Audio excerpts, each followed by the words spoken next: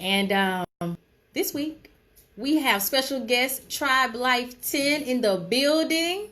Woo woo! Thank y'all for having me. Yes, and we have a very heated topic. Should women lower their standards in 2020? Oh, I feel sorry for you, T.R.I.B.E.L.I.F.E. I don't know what this comment section gonna look like later on. We got a lot of people that's been excited about this show. I know y'all seen me post. I had somebody text me. It was like, hey, I already downloaded the Grade A app. How do I call in and get in on this? Yes. People ready. They really are. Like, baby, I may just call today. I'm telling you. Guys and women. I was like, oh, okay. Y'all serious about it. But before we drill you, just get ready. Let me go get you some napkins so you can wipe your forehead because it's going down today. Nikki wants to start us off with some news. Oh, yeah. So, first of all, guys, I just want to represent the fact that I went to an amazing event on yesterday that we do. They apparently, the event I went to was called Soul Food Sessions with Naya. Mm-hmm. And it was a very great therapeutic event for our ladies. So I encourage you, the next time she's in Houston or just in a city near you, I encourage you to go. It was truly a blessing. And Miss Naya, she is, to be of her status, if you guys look her up, this lady's status, where she's at in life, and oh my gosh, she's so super humble. And touchable, just great person. So shout out to Miss Naya Matthews, and I really enjoyed the event. And so please know that if you invite Sistas Talk or anybody else Sistas Talk to your event, more than likely we will show up. If not both of us together, at least one of us will come. Right. So please invite Sistas Talk. We would love to come out to your event, represent, and talk about it like I'm talking about this event right now. We're also in the market of MCing, coming to speak at your events, and there's a ministry inside of me, I know, so I'm even open to coming praying at your event, praying with you guys. God was able to use me on yesterday to pray at the event. So we're here. So call on us. Yes, email us, DM us. Yes, we're here for it. Yes. And then, so now we'll get into the news. Doom, doom, doom. Ooh, gosh, just so much What's going been going on in the world today? So much. Where do we want to start?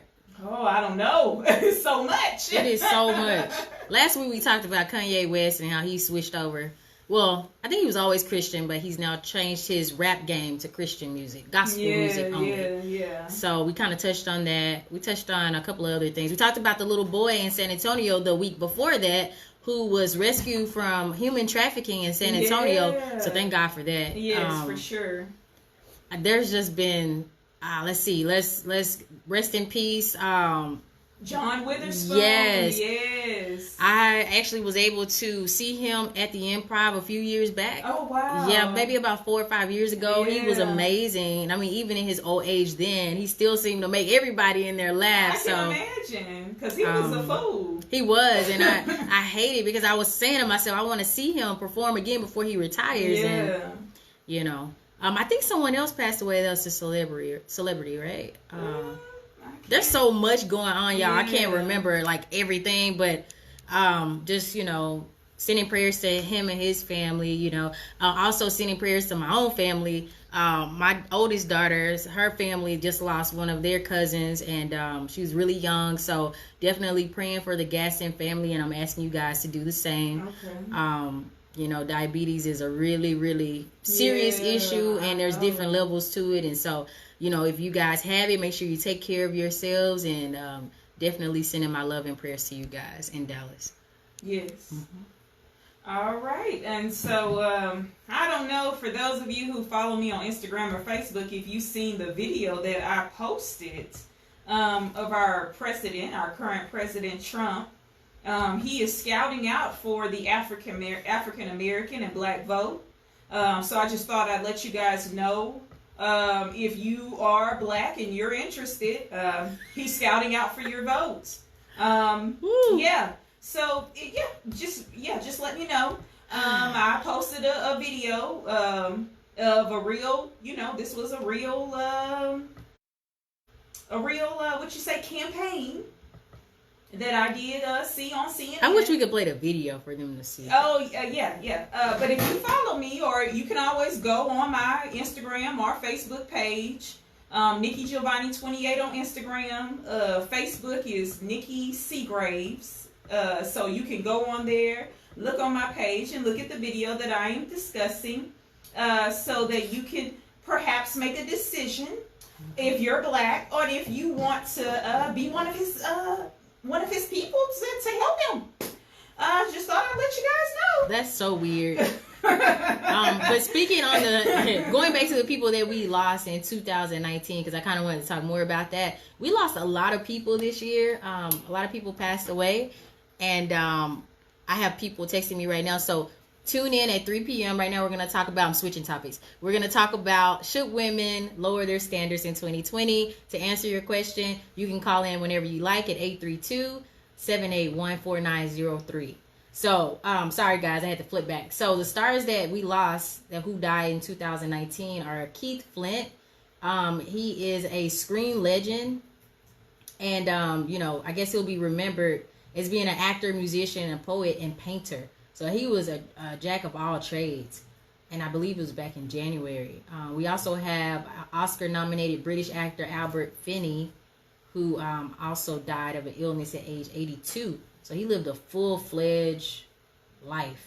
Comedian Jeremy Hardy, he died of cancer at age 57, and he gained recognition of the comedian circuit in the 1980s and was a regular on BBC Radio for panel shows. And so the list just goes on. But speaking of some of the celebrities who passed away, I read an article today about Prince and how they found some more evidence on his death. And he died a few years back, but they were saying that they found some evidence in the elevator that indicated that it may have been a murder as opposed to him dying of natural causes. So another giveaway for some people who knew him said, Prince was claustrophobic, so it's weird that they found him dead inside of an elevator.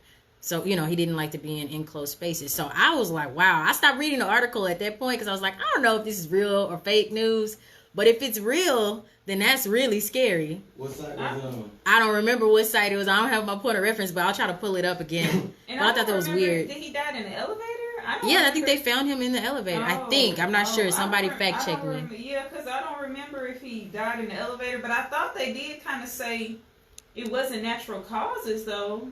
Yeah, supposedly it was supposed to be from natural causes. Because he was taking, once again, I think it wasn't supposed to be another yeah. I see what you mean. Yes. No, you're right. You're right. Yeah, like of a painkiller or something. Like he OD'd. You're right. Yeah. That's what they said, but I don't know. Yeah, like once again, like they weren't checking, like the doctors at these doctors, they're not checking what you're already taking. But the point is, I don't know if that was really the case. Yeah, sometimes we'll never know.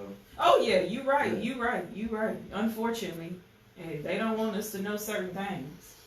Whew. Anyways, let's get straight into it though. So give it up for T.R.I.B.E.L.I.F.E Tin. He is in the Grade A radio building today with Sistas Talk, and today's topic is role play. I know for those horrible thinking people out there, you guys thought something else, but we're talking about, should women lower their standards this year, next year, and the next year after that?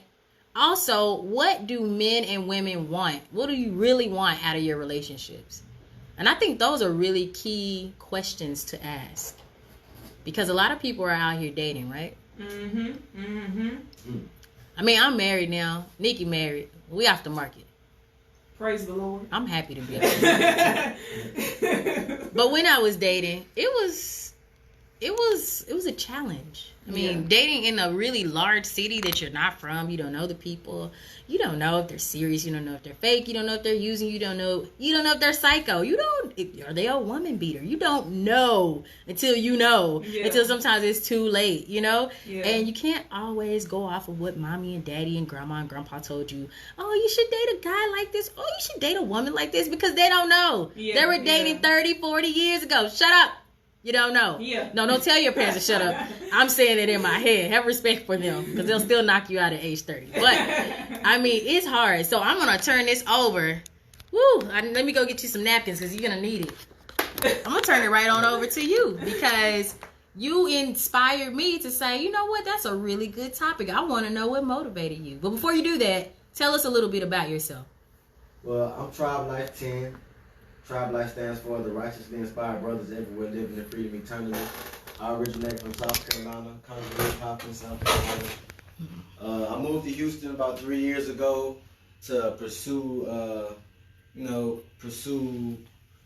a search for opportunity, and it's way more opportunity here than it is where I'm from and a lot of other places. So I've just been enjoying the journey and been growing and becoming a man, and being 1,000 miles away from your home will definitely put your back against the wall and give you life experiences you wouldn't get from back home.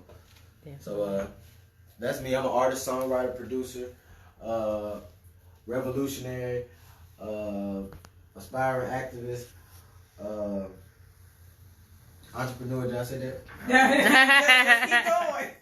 Tell us how we tell our listeners and viewers how they can reach out to you. Like, you have a YouTube channel. Tell them all your markets, your social media, whatever you got.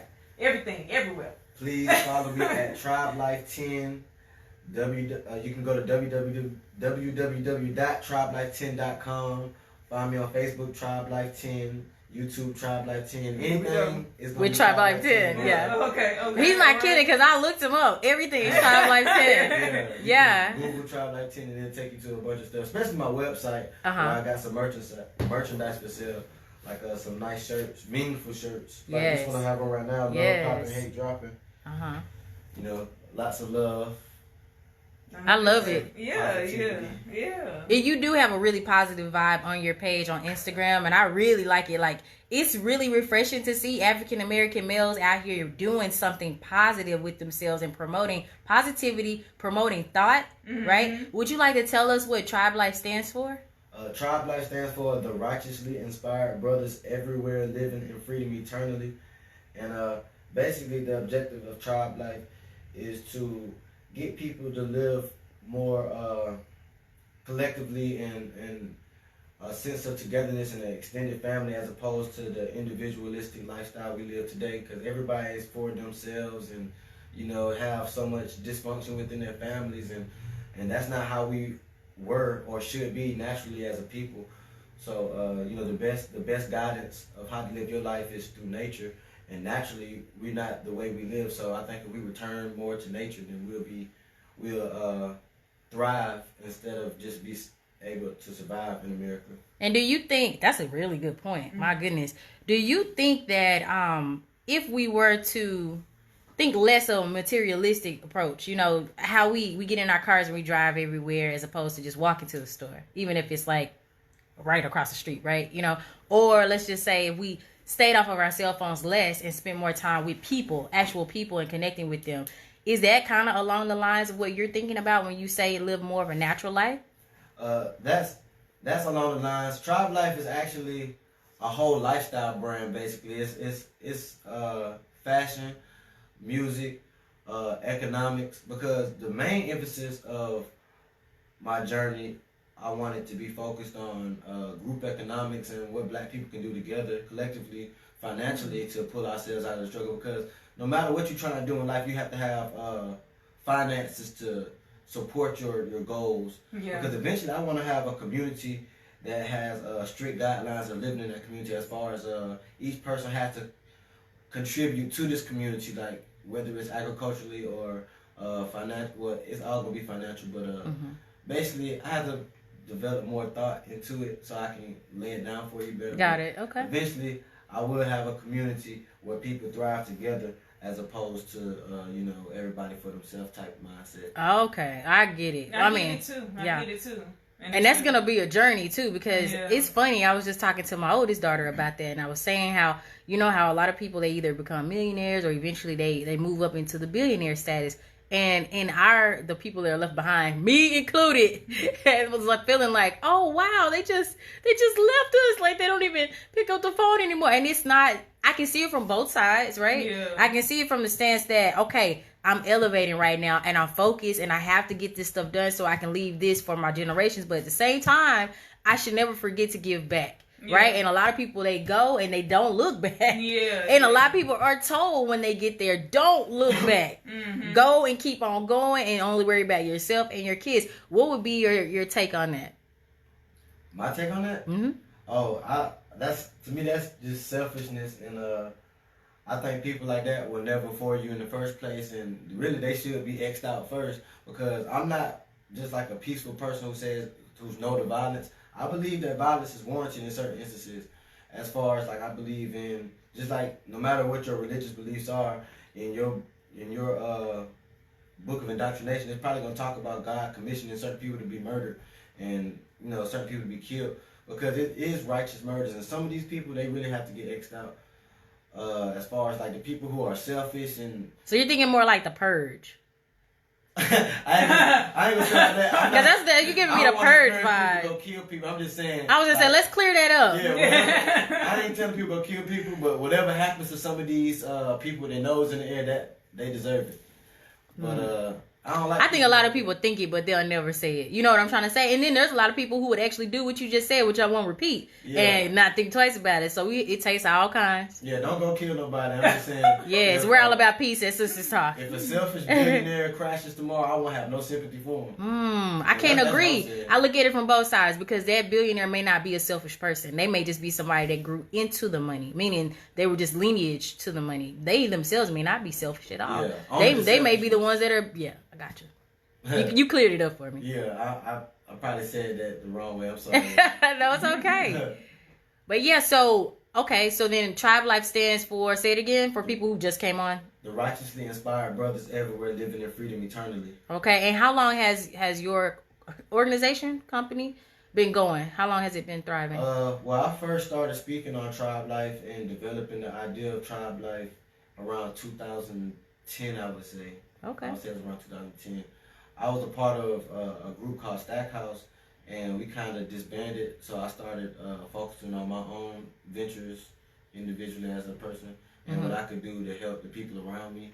Okay. And Tupac was a great influence to me. So he had Thug Life. So I wanted to kind of do something geared around Tupac. So mine is T.R.I.B.E.L.I.F.E. Right. It's an acronym. It means what I said. It means the righteously inspired brothers everywhere living in freedom eternally. Mm-hmm. So let me ask you, what kind of challenges have you had trying to get your brand out there and making people aware of who you are and what it is that you want to do? It's hard to market me because I'm RBG, like I'm a rebellious but gangster type person. So like I'm not like all the way on this side. I'm not all the way on this side. You're just you. Yeah, I am who I am. I'm like, yeah. Ain't nothing wrong with that. I'm kind of unique, I guess you could say. Maybe more like a Kendrick Lamar as opposed to, Martin Luther King type guy. Gotcha. Turn the other cheek and hug, kiss, hug. That's not. You're just gonna say what you need to say and get it off your chest. Well, I'm gonna say what I believe should be said at the moment, because, say for instance, some things I believe, even if I feel some type of way about it, it's not time and place to say something. And some people are more straightforward, and they feel like if it's on their mind, they're gonna say it. I'm not. Oh, look, we haven't even gotten into the meat of the conversation. Let's see who's calling. Thank you for calling the Sistas Talk Podcast. Hey, I'm great, and yourself? Who do we have the pleasure of calling in to Sistas Talk? All right, Dallas, stand up.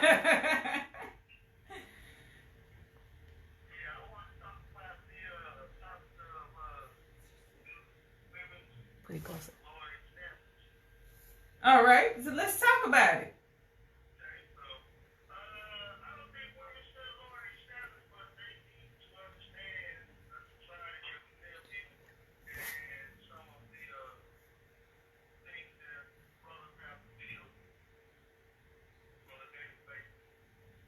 Okay, so say your comment one more time. You're saying that women should go with it one more time for us? He said that he didn't think he shouldn't. Yeah.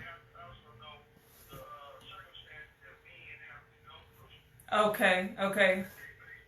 Let me repeat that for people on Facebook Live. So he says he does not believe that women should lower their standards. However, we should, as women, understand the conflict that comes behind being a man. These circumstances. Yeah. By being a man in America. Are we correct? Okay.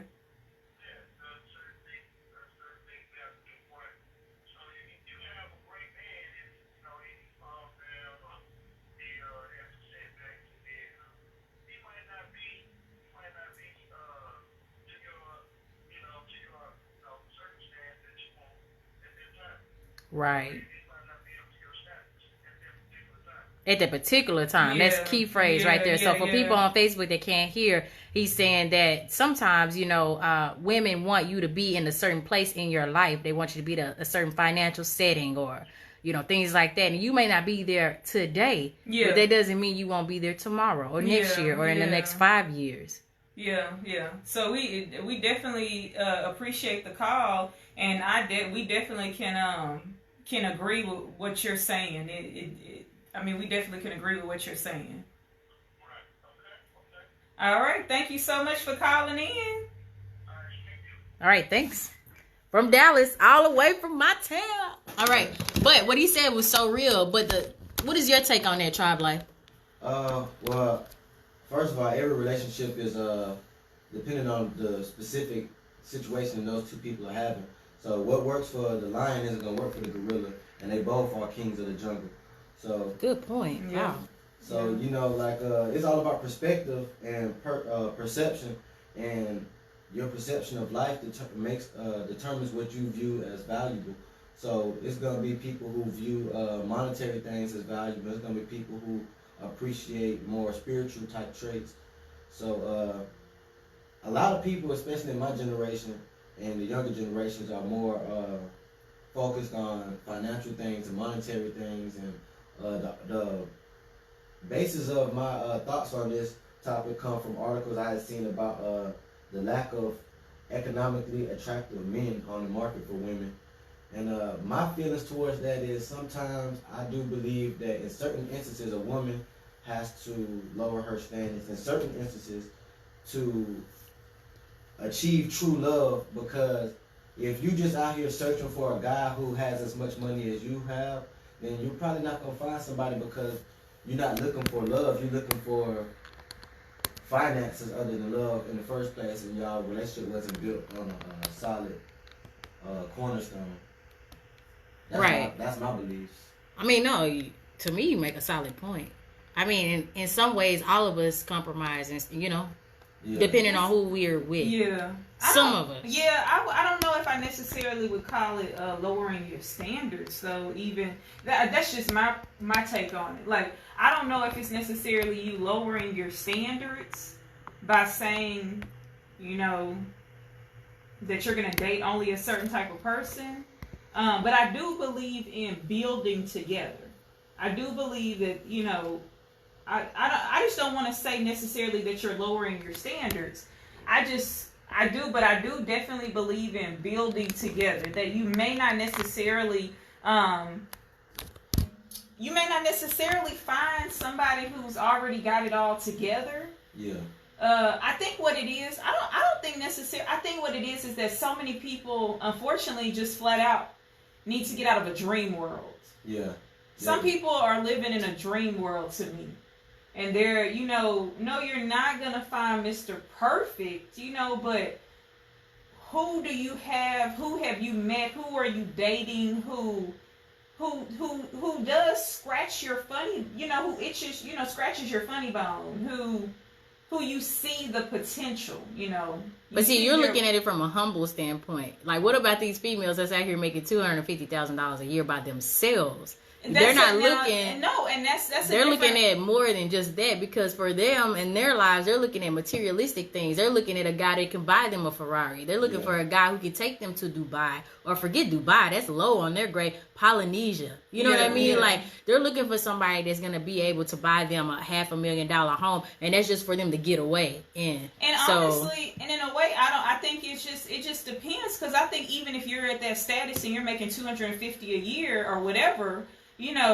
that, hey, you have your standards. You can still look at it from a humble point of view. But his question is, should women lower their standards? Let's say that this woman is making that much per year, right? She meets a guy who's making $30,000-$40,000 a year, and to her, she probably spends that in a month. Yeah. So the question is, should this woman or man that's making all this buku money lower their financial standard just to be with somebody who tickles their funny bone, who's there to hold their hand whenever they go into the hospital because they're getting surgery or something like that done, versus somebody who makes the same amount of money, who's not going to be there at the hospital when you're getting surgery, could care less. All they care about is, are you going to get out so you can work and make some more money for y'all to go do the next investment? Is that kind of what you're saying? Yeah. Well, I think that's, and I think it just depends on the person. For sure, it does. Because at the end of the day, that person may not make as much money as you, but they could have a really big heart, and they would be. But not everybody understands that, though. Yeah, they would be in that hospital with you. A lot of women want a guy that's already put together. Yes. Or they want something that they got attracted to based upon what the media showed them. Mm-hmm. Like if you sit at home and watch Love and Hip Hop and Real Housewives or wherever all day, then you think a relationship goes this way or a relationship goes that way, and you don't have a realistic perception of what a relationship is about as far as building with each other. If you get somebody who, okay, you make such and such amount of money, he makes such amount of money, y'all can afford to do all these beautiful, nice things, but there's no real love there. So, I mean, it don't mean as much as opposed to if we came from a place where we had to rise up and earn these things. Yes. You know? Yeah. That makes the love so much stronger, the bond stronger. Like, you're going to do anything for this person because that person is literally your ride or die. Yeah. You know that if the chips fall, they're going to be there. Yeah. You know when everything's on the up, they're going to be there. Yeah. But somebody that you met when you were already put together and they were put together, well, if circumstances change for the worse, now this is a judge of their character. Like, you don't even know who you are with until things are all the way down. Oh, yeah. That's why a lot of marriages fail, because when you met that person, both of y'all were okay. Yeah. Then y'all start rising up, you know. But then, boom, somebody lost their job. Now you aren't able to do half the stuff that you're able to do. And now that one person is having to work double the time just to make up for what the spouse can't produce, you know. And then it becomes stressful. And then let's just sprinkle in some kids into the situation, too. You see, so it's like a snowball effect. So if that person isn't going to be your ride or die for thick or thin, for better or worse, it's going to show quickly. Yeah. I think a lot of times women want children in marriage based on time rather than experience. You know, like say for instance, a woman, I want to get married before I turn 28. I want to have kids before I turn 28 or whatever the case may be. And then they kind of rush themselves into these things or rush their significant other into these things without... as opposed to doing it based on experience, like we lived together, checked that off the list. Yes. We, you know what I'm saying, we traveled where we wanted to travel to. Like, I think it's some milestones that you should reach as a couple before you can think about getting married, you know. Yeah. And for sure before you start thinking about having kids, because let me tell you, I had my first child at 21. I hadn't lived life yet. I didn't even know what the world looked like. And thank God I was able to be blessed enough to go travel even as a single parent. But a lot of single parents don't get that opportunity, whether it's a single mother or a single father, because that opportunity just didn't come to you because you're too busy trying to live your life and take care of your kid or kids, children, whatever your situation or circumstance is. But I love the fact that you just said, live your life first. Get that experience first with your partner before you start running in and saying, boom, I want to get locked down. Boom, now we want to have some kids. Because guess what? I hate to say it for all you kid lovers. Children are high bills, okay? Oh, yeah. I pay a lot. Let's just put it like this. I can go on 2 trips per month. The amount that we pay for one child to go to daycare. So I can only imagine if I had 2 or 3 or 4. Oh, yeah. That's somebody's mortgage. Oh, yeah. You know, so I mean, like, this topic is real. It needs to be said, and I totally would. I know for me personally, I was very fortunate to enjoy dating and just living life. You know, going out to clubs. I feel like I experienced life before having kids.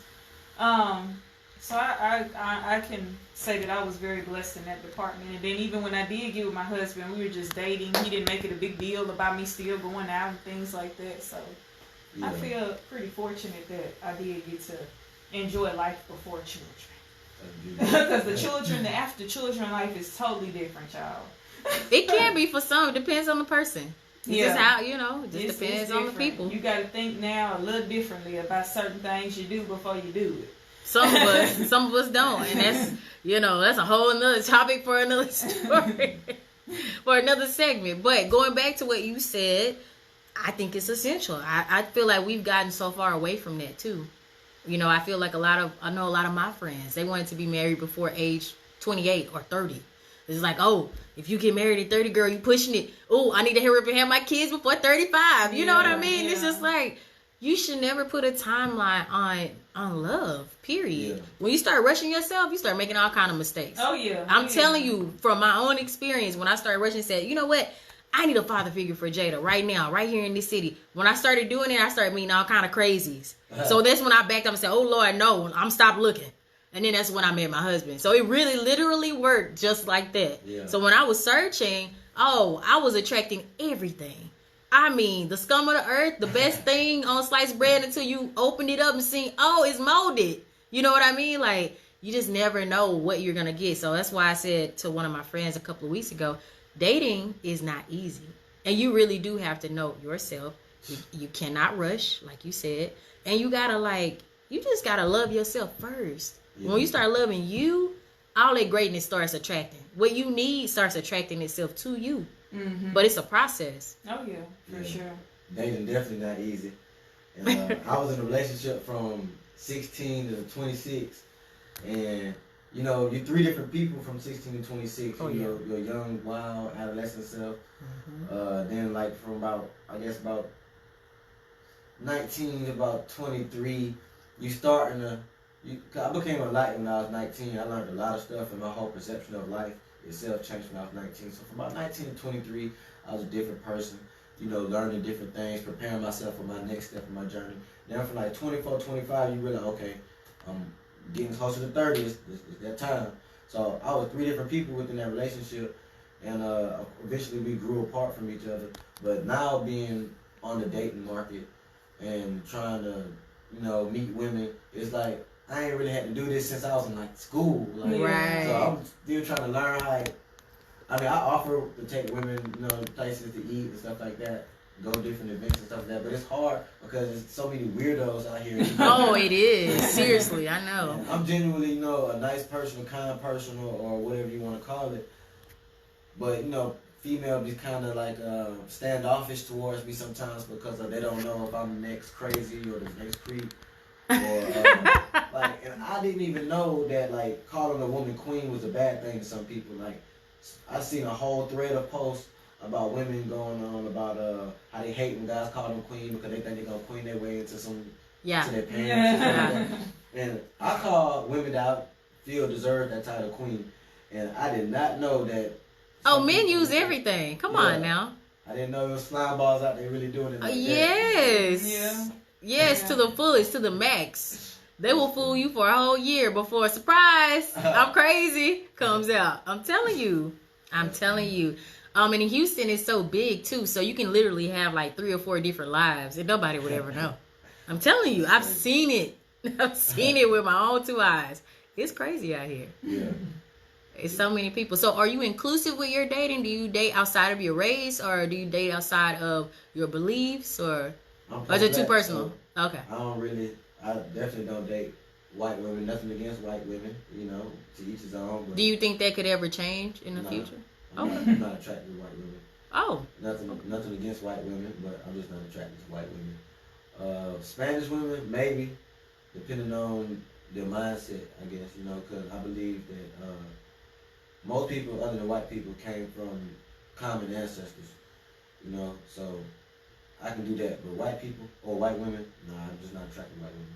Oh, okay. I did dig deep and personal, but I just wanted to know for the ladies that are watching. Hey, white women, I love y'all. So when you referred to, you said that some women, they get offended when you call them queens. So Have you taken a different approach now that you know that's kind of like something that turns women off? Sometimes I do. It depends. I kind of ease my way into it, I guess. You know, Yeah.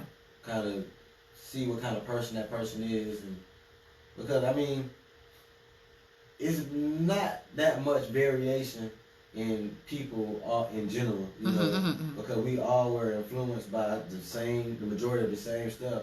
So if you know how to interact with probably about 10 different personalities, then you know how to interact with anybody on the planet. Yeah. Right. And in middle school, I won most friendliest. And in high school, I won best personality. So to me, it makes me feel like I'm a person who can talk to pretty much anybody. Right. So I use that to my advantage as far as when I talk to people, communicate with people, and ask the right questions. Right. Just trying to get a psychoanalysis of that person.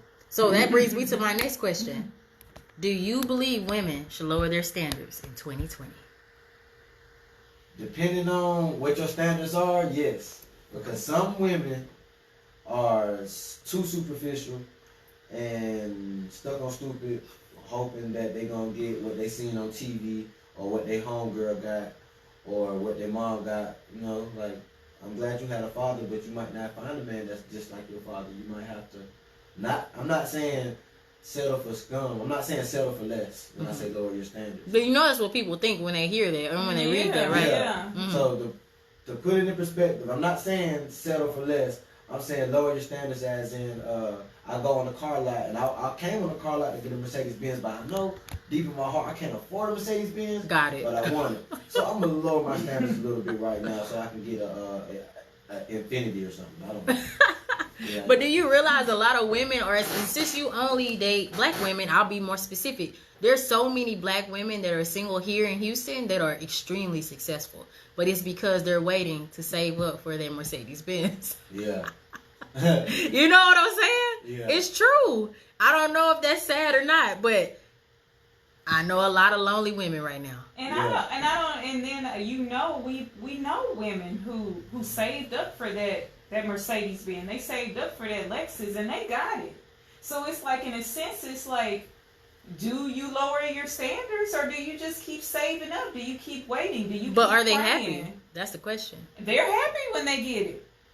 Yeah. Do we know that though? I mean, because we only know what people want us to know. You're right. And what they want people to see. From what you know of them, and don't get me wrong. Yeah, you have some people that don't seem to be happy, but I don't think some people. It's just I know some personally that a lot of them aren't. Yeah. I mean, they do. Granted, they save up and they get exactly what they want. Yeah. But then when they get it, it's not what they thought it would be. Because like what I was saying earlier, when you date somebody that you're here already and they are there as well, and something happens, you get pregnant. Maybe your body didn't pop back the way he thought it would.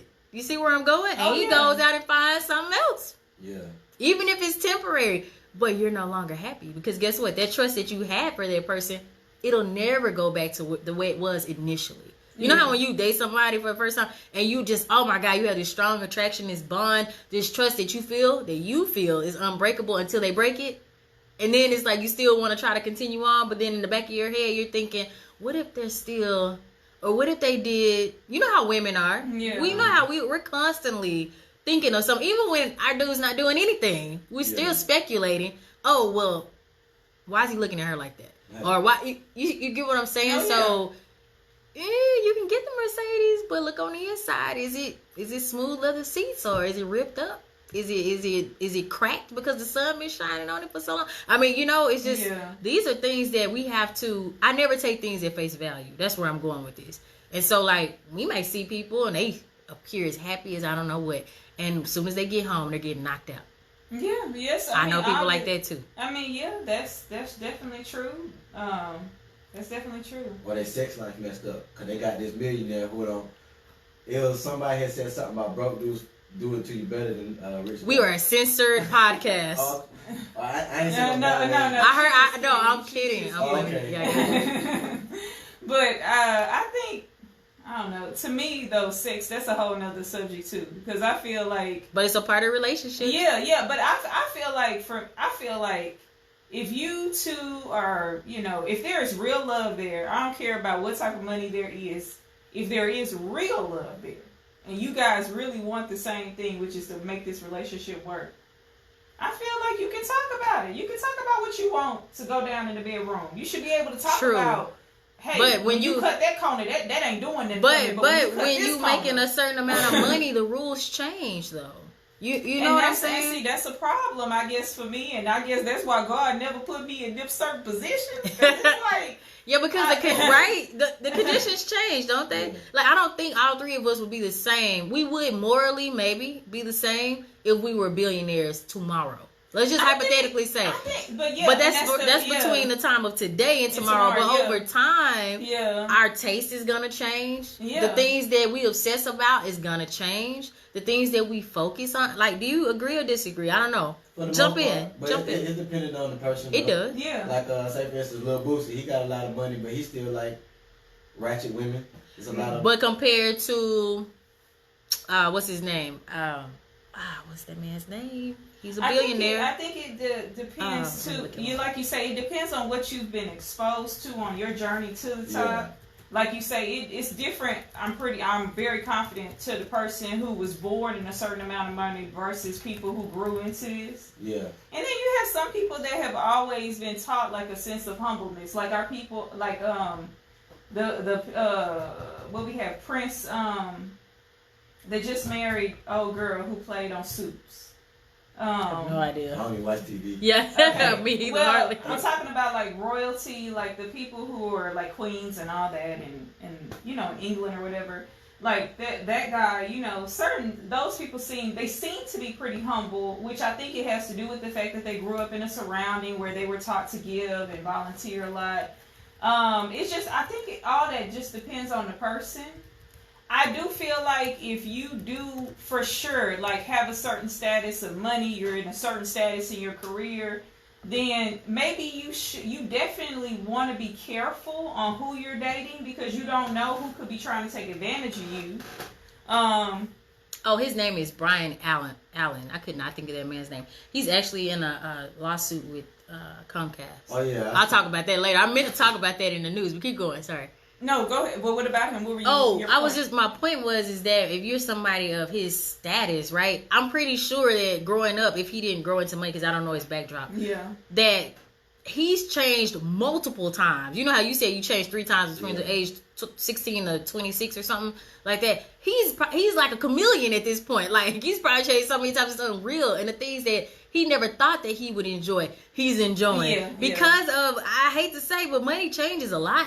Things in your life. Yeah. And when you have more money, especially as a male, especially as a black male, you have access to whatever you like. Like T.I. Yeah. So it's like, it's going to be easier for temptation for you. You know what I mean? Even if you can love your wife dearly. Yeah. But if you're in a situation where you're on a yacht with like 10 beautiful women, and I don't mean like she's an 8. I mean like she's a 20 on a scale of 1 to 10. Yeah.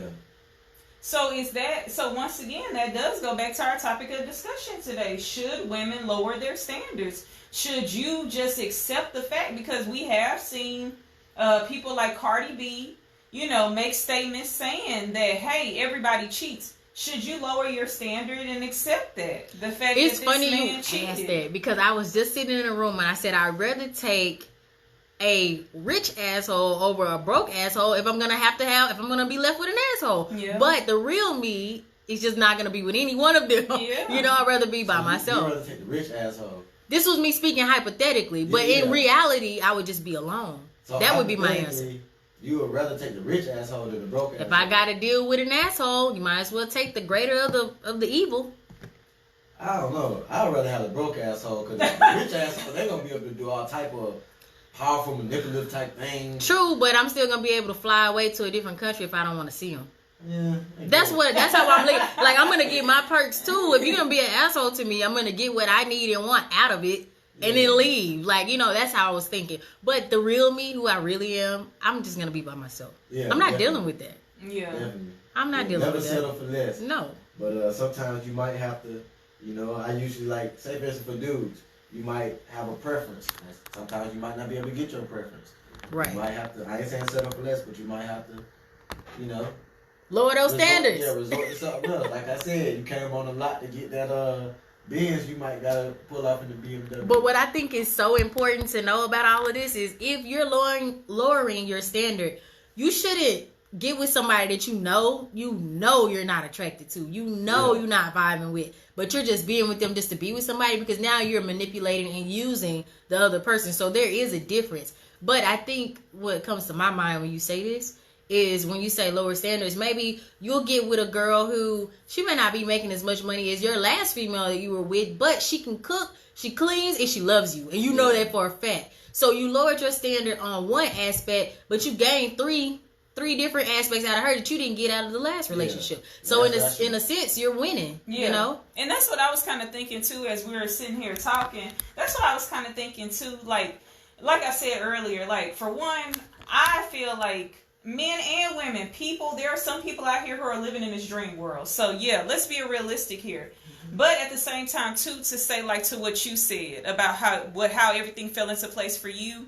And I do agree in a sense that's kind of how it fell into place for me, is that I was just basically out here living my best life, enjoying life. And I think that's what people should do. You know, don't just sit up here and make up all these rules. You know, like you got some women who had this rule, I don't have sex until we went out on at least 5 dates. I mean, come on. I mean, I don't think that that's how we should be living our life. I think you should just enjoy life. You go out here, but you safely. date. Enjoy it safely. Exactly. Yes, please wrap it up. Yes. But go out here, enjoy life. You're dating. You do have your standards out here. So if certain people approaching you to holler at you, or you see certain people you probably shouldn't be trying to holler at. Right. Or you shouldn't. They should not have your time of day from day one. There are certain people that you shouldn't have even allowed them in your space from the beginning. Yeah.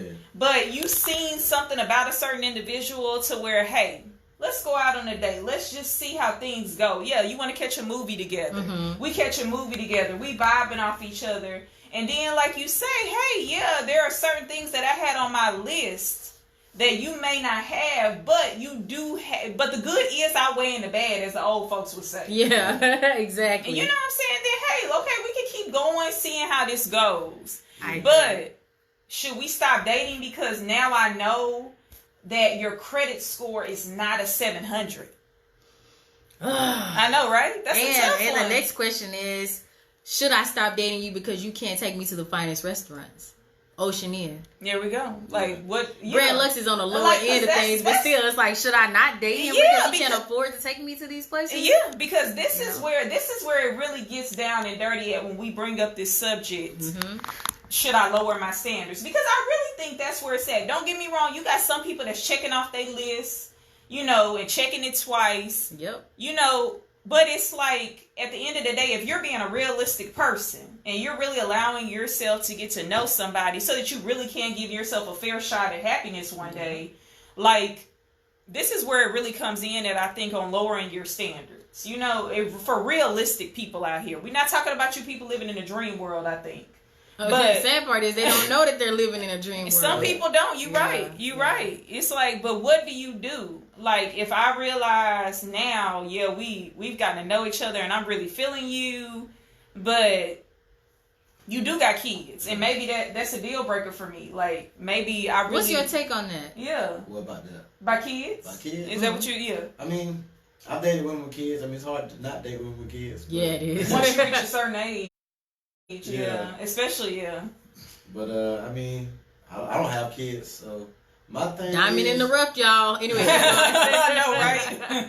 My thing is, it's like, it's hard to date women with kids because their whole life is devoted to their child. So, I ain't gonna lie. I require attention in a certain amount of time. I'm a Scorpio. I need to be nurtured. Oh, my God. I know all about the Scorpio, man. But keep going. So, like, if I don't get enough of your time, then, I mean, I don't know. It's gonna make me my mind wander off to other places. Yeah. I don't know. But, have you encountered a situation where a woman wanted you to take her out, fine wine, and dine her, and you couldn't? How do you handle that kind of situation as a man? You know.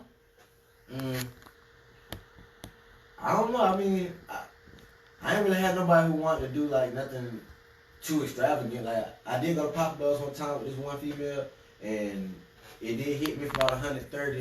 I wasn't really expecting that. Yeah. But I'm talking about she ordered salad, entree, dessert, birthday cake, all type of stuff, drink. And it didn't work out. Nah, it didn't work out. I think it didn't work out though because somehow she had asked me about religion, and you do not talk to people about religion on the first day. Right. Yeah, But, that's too much. I guess it kind of caught me off guard, and I said what I said. I think it kind of Triggered her, huh? Yeah, pushed her away a little bit. Yeah, so I know better now. I ain't gonna speak on religion right now. Yeah, Right. but I guess that's another thing too. Another topic of discussion involving what we're talking about today is, I mean, you know, some people, they do feel like we should get everything out on the table on the first date. Yeah. I mean, what's your viewpoint on that? Should we get everything out on the table on the first date? Should we talk about, I know, right? No, But some people, you never show them your hand. Are you but kidding me? I mean, but some people, this is some people's conversation. Like case in What's point, wrong on with the Nikki, first y'all? date. Tell her no. I'm just putting it out there. Y'all feel free to call in 832-781-4903. What's your take, Tribe? Like, would you what are your takes? You obviously learned from that experience, so. What's my take? What's the question? Is the question again? Should we put everything out there on the table on the first date? Should we talk about politics? Should we be talking about religion? Should we be talking about... I feel like maybe she low-key... Do you want kids or not kids? Like, what should we be putting out there on the table on the first date? You gotta break it down into small doses. That's right. That's right. If just like you said, you show somebody your whole hand, then they're gonna start making assumptions. Yes. And so sometimes you gotta kind of like give them a little spoonful right here, and then show them, give them an example. Like if I sit here and tell you I'm this way, I'm that way, I'm that way, and now you already built a perception, as opposed to I tell you I'm like this, then I show you a little bit, then I introduce, okay, I'm like this too, and I show you a little bit. You know but I'm just wondering. And what that means is now I can manipulate you, because I know exactly who you are, but you don't know who I am. You see what I'm saying? Yeah. You gotta think about it like that. And that's not every female, but I'm saying that's a lot of people out here in the world today. Yeah. They're trying to see, how far can I go with this person? How far can I push him? Man, I like to go out to eat. Let me see how many times this week he gonna take me out to eat. That's gonna show me how much he likes me. That's BS. That doesn't show you that, because that man may not make enough money to take you all the places that you want to go to, but that doesn't mean he doesn't care about you the same. Yeah. You can show her in other ways. Yeah, just like you got some people I've even seen post on Facebook about, does he really like you if you're not talking, or at least sending a text message every day? Nope. He don't like you? Nope. You say he don't like you? If y'all not texting? Yeah. Probably not. No, every day though? That's what I was thinking in my head. I'm not attractive, what I'm talking about. I'm connected. I like to be connected to my partner. So if we just first started talking, right, and you're not texting me every day, I'm not gonna take much offense to that. But if we're in a whole relationship, and we go more than 24 hours without a simple text, it takes 5 seconds. Yeah, that's then different. I am gonna think that he doesn't like me, because have I not ran across your mind at least one time today? Even if we just started talking, like if we just started talking, we ain't got to text every day. But at least let me know that you thought about me, or like, I mean, it's like, I don't know, maybe it's just Houston. I think it's just Houston. Out here, it's so many people. Like, if you start talking to a female, she probably got like 13 other dudes. For sure. That's a fact. So if you don't like make it's it concrete, it's a business. If you don't make it it really is legit business. That's what we're trying to game you up right now. Cause I got friends now that take dudes out to eat. That she got a dude for every day of the week. If she ain't paying for nothing. Yeah. The key is in the follow up. We're savage. It is, but I mean, I always love to say that when I was single, you know, I didn't go hungry. but to be fair, you know, at the end of the day, I just feel like, you know, women want to be taken care of. Yeah. You know what I'm saying? We grew up. Most of us grew up with the idea, and maybe this is where we messed up. Yeah. We're princesses. You know what I mean? And our men, whenever we get to that point in life, should provide, protect. Anytime we text, we want that response text back within 5 minutes. Anything over 5 minutes, we like, wait a minute, what are you doing? Yeah. Is that so important that, you know, that's the princess mentality. I would call it princess syndrome. But at a certain age, as we age and get older and wiser, we should realize as women that that's not the real world. Yeah. That's an ideal situation. And yeah, some relationships actually have that. Yeah. God bless them. Oh, you know what I mean? Oh, yeah, what a blessing. But when you got two people who haven't made it to that billionaire status, and each person is grinding to try to get to a place where, at least if we can't be in a comfortable place, our children and our children's children will have something left behind. They don't have to work as hard. You see what I mean? Yeah. So then, like, now I think we're in a stress society. I hate to, like, change this and divert it, but I really do feel like we're in a very stressful society. So a lot of times when you're out dating people, right, they have all of these situations and issues that they're dealing with too. And so you come into that, and it's not that they don't necessarily like you or don't want to make time. Maybe they're just busy trying to create their legend, leaving behind some type of legacy when they pass on. Yeah. So I mean, some people they override love for that. Yeah. In a lot of cases, without knowing that that's what they're doing. Yeah. I don't know. Do you see it like that? Because every time I don't have time to talk to nobody or text nobody because I'm building on my brand and building on what I have to do for myself personally. So I definitely understand that. But at the same time, you still better text me. That's a Scorpio male talking, y'all. Let me know that you thought about this. So I'm still gonna hit you with that blessed risers. Let you start off the day positively. Have a blessed, positive, productive day. Mm-hmm. And then probably around 6:30, 5:30 when I get off work, probably let you know or ask you how was your day. You might not hear from me for the rest of the night, but I'm gonna at least do that. Right. Yeah. Yeah. And I expect the same thing because at least let me know that you kind of care about me, even if you learn about it. Man, we learning something. You single ladies, I hope you paying attention because he's telling you what men want in a relationship. Yeah. Oh, one question though. How y'all feel about that 50-50 thing as far as like women and men? Like should women and men go 50-50 or should the man provide all the bills or what's your perception of that? You want to go first, Nikki? I can go right now. So my stance on that is it just depends. Once again, I don't feel like there should be a wrong or a right way on that. I think it just depends on your relationship, how it comes. Some relationships, I think initially, you more than likely want it to be 50-50 at first, I think, just so you can see maybe where, because you're still getting to know each other. You don't want to feel like you're being taken advantage of. But I think as you guys progress, depending on who, it could be male or female, who one of you might start making more money than the other. And you say, hey, I don't mind taking over the responsibility on certain things. And I think that's just your relationship. To me, I don't think there's a wrong and a right on that one. I don't think just like the same thing with sharing a bank account or not sharing a bank account. I don't think there's a wrong and a right on that one, especially in the day and age we live in. Mm-hmm. I don't think that you have to share a bank account with your spouse for y'all marriage to be solid. I really don't think there's a wrong or a right on that one. That's just my stance on it. I don't think you necessarily have to. I don't think your marriage is going to fail if one is picking up more of the tab than the other, male or female, because nowadays we see it working either way. Sometimes it's the female who does seem to be picking up more of the tab nowadays, but they still love each other. The relationship is solid, but that woman is making more money. And, maybe that man helped her get to where she's at. So it's like... And he did, regardless of his financial or physical or whatever. Exactly. He helped her in some way, motivationally, what have you, get to that status. So it's like, I don't mind if I can afford, that female, she may say, I don't mind picking up the mortgage and you just pay the utilities. Exactly. So I really don't think there's a wrong or a right. You shoot for it, Danielle. I'm about to give y'all what y'all want. Okay, so this is my take on it, right?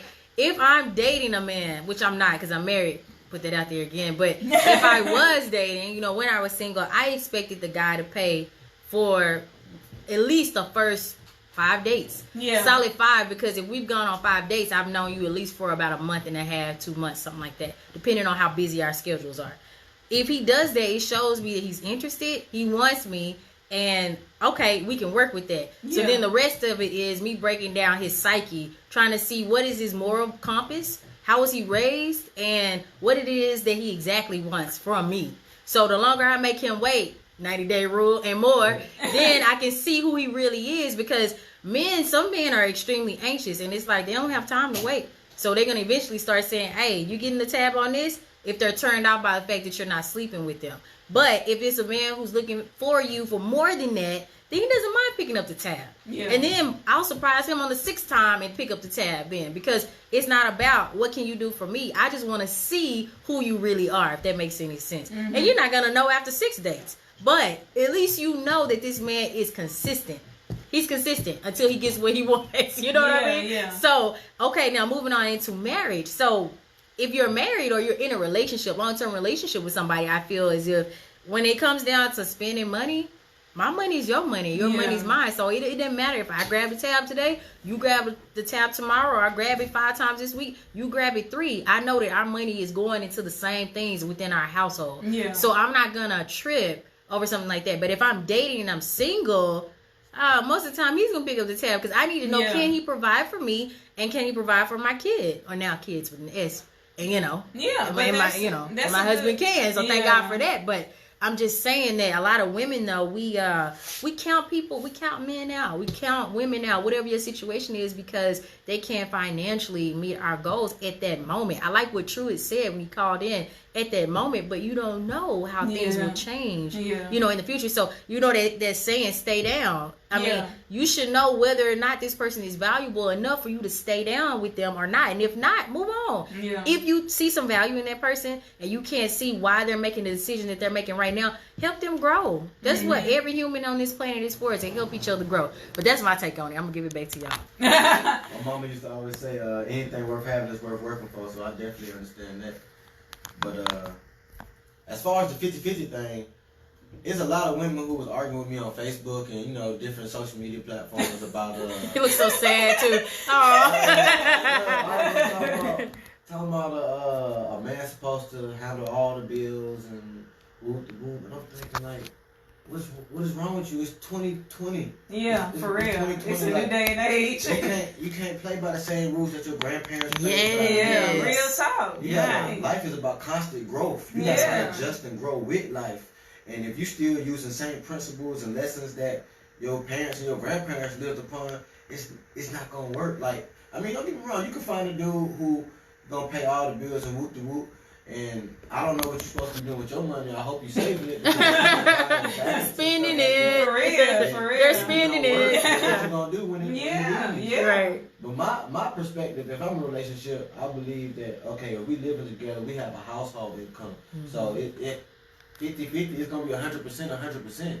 Like, each person is giving all they have to the upkeeping of this total unit. Mm-hmm. So when women be saying a man's supposed to do all this and a woman's supposed to take care of this, I'm like, what are you talking about? You talking about something you see on TV? Must be. Like, what episode this was? Love and Hip Hop. But really though, really, yeah. A lot of us live in that mentality until we step out and say, wait a minute, this is not real life. Oh yeah. You know what I mean? My expectations are just through the roof. Oh yeah. Let me humble myself. But a lot of people don't self-evaluate, so they never get to that point. Exactly. You know what I mean? And case in point is why they're probably out there. Say it, Nikki. Probably out there looking, wondering. No, say it. That's why they still single. Say it with me. Still single. It's true. It's true. I mean, I know me personally, I can honestly admit that at one point in my life, I lived in that dream world. And I can remember, friends who were already dating or already, like I can remember in particular a friend of mine who at the time she was engaged. Her and her husband were actually planning their wedding. And we had this conversation, I can remember years ago. And it was me and her in a room and another lady who was in the room who was already, started having kids. Mm-hmm. She was living with her baby daddy at the time.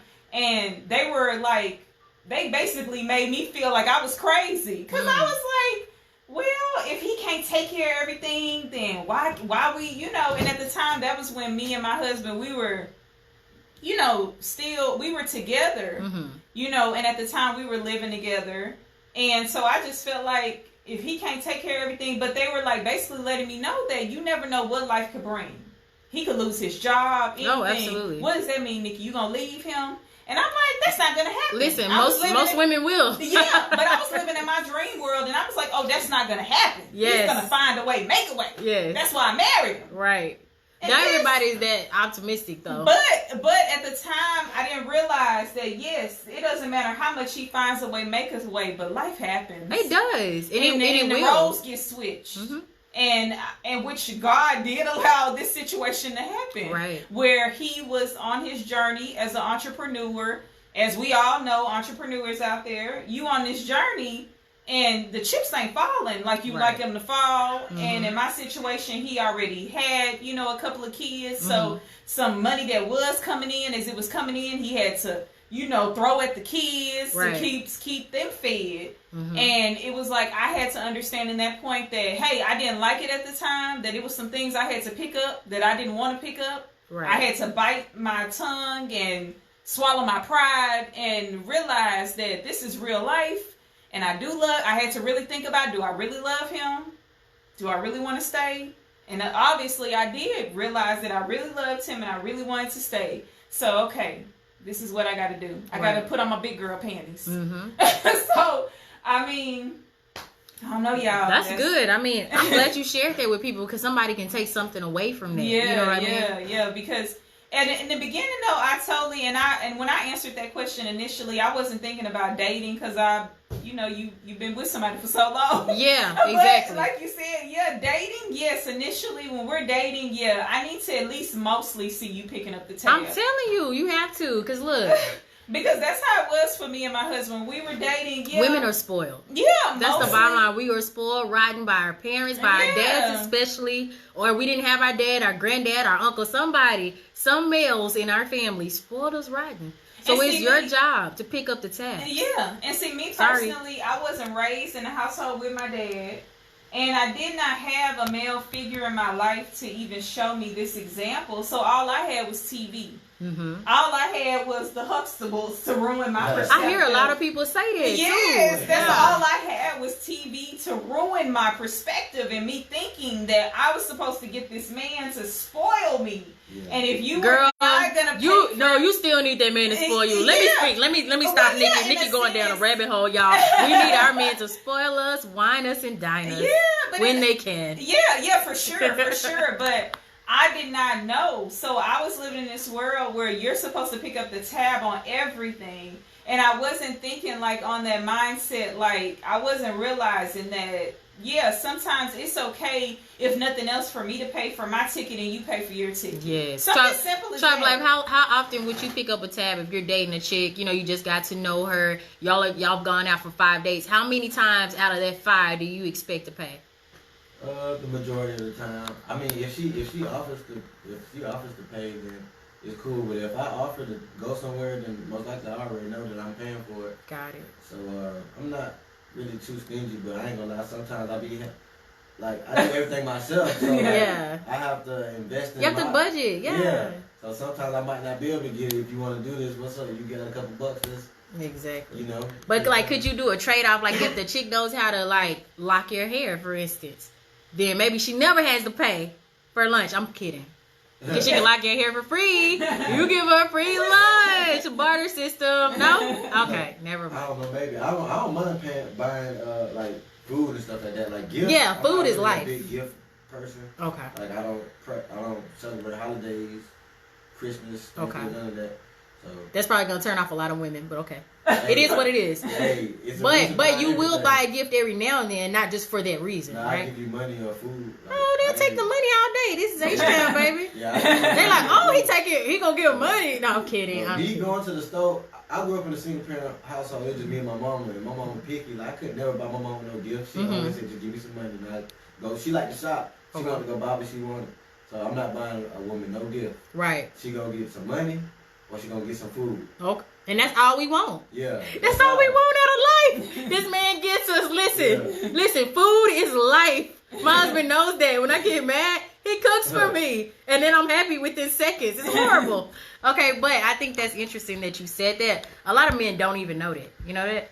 And there's also different love languages, right? So do you ever take out the time when you're dating a woman to understand her love language? Love language as in what you in terms of some people like quality time versus some people appreciate gifts over everything. Or some people, appreciate traveling together with the one that they love. And I think that's a good, because you're like, what is love language? I definitely want to put that out there that you should definitely do research on love languages because that's real big.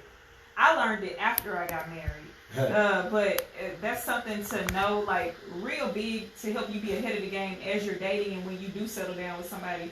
Telling you. Because everybody has a love language. You have a love language that you obviously don't even realize that you have. If I could guess, it would probably be quality time.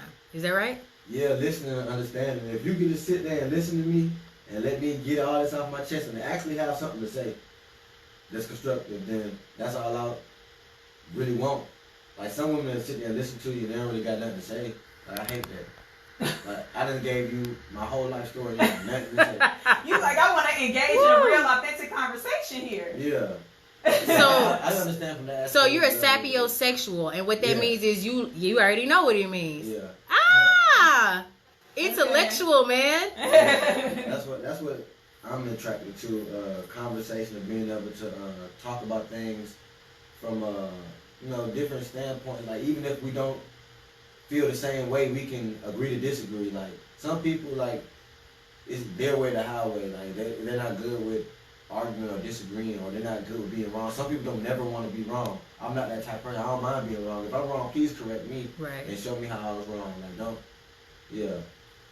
I get it. Yeah. That's how I am. So that means for you, like, you want to take a woman on a date, but at the same time too, you probably wouldn't mind if a lady also doesn't mind, like, a Fire Stick, Netflix and chill.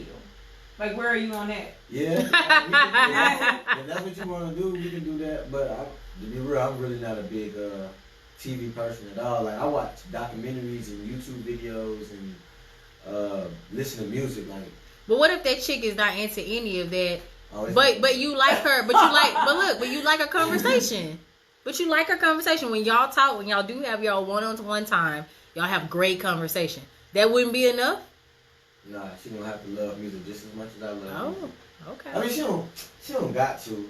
But, I mean, if she one of those people who like to sit there and watch TV and she be trying to tell me about what happened on Love and Hip Hop, it's going to turn me off. Yeah. I got you. Well, my husband walks out the room when I start watching it. I watch Love and Hip Hop, I watch Power, all those shows. He just walks out.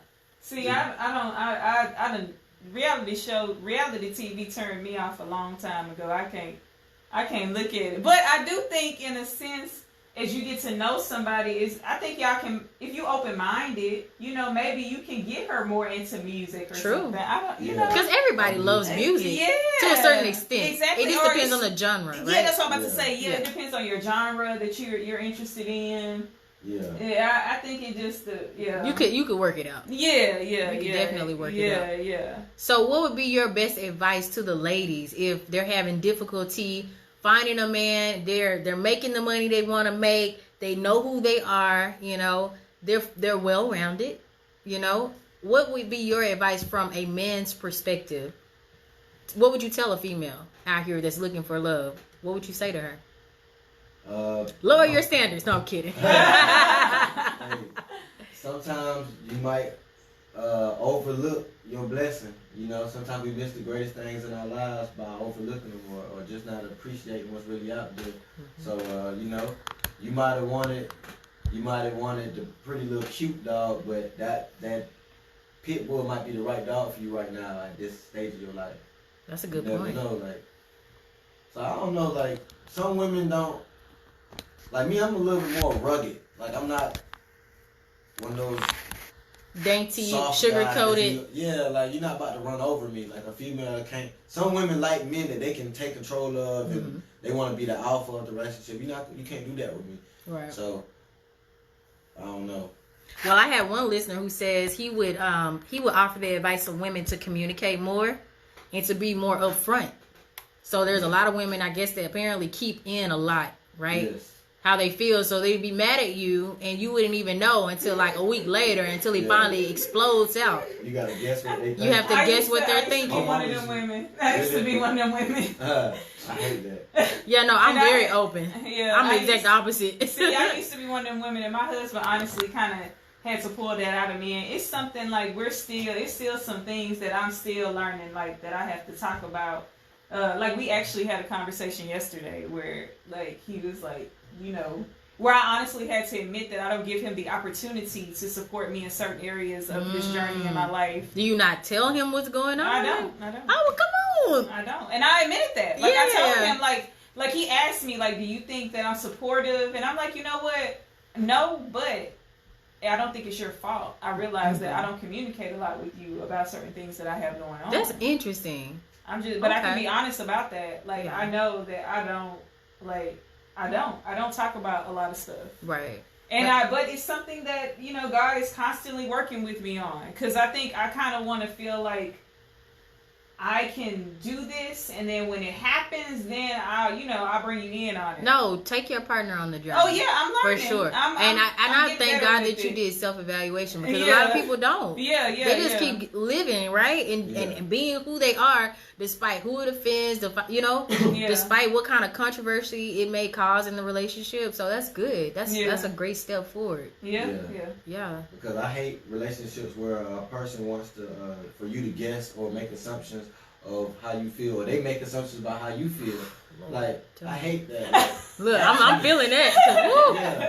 Don't assume I've been I was there. thinking this. Like, assuming something could get you killed. It can. Seriously though, it really can. Yeah. If you don't open your mouth and say exactly what's on your mind, then leave me alone. Yeah. Because we don't have time. I don't have anything to talk to you about. Yeah. Seriously, because I know I effectively communicate. I don't just communicate. I communicate effectively, so everybody knows exactly what I'm thinking and why I'm thinking it. Yeah. And if you can't take anything out of that, then leave me alone. Yeah. Because you're intentionally being ignorant.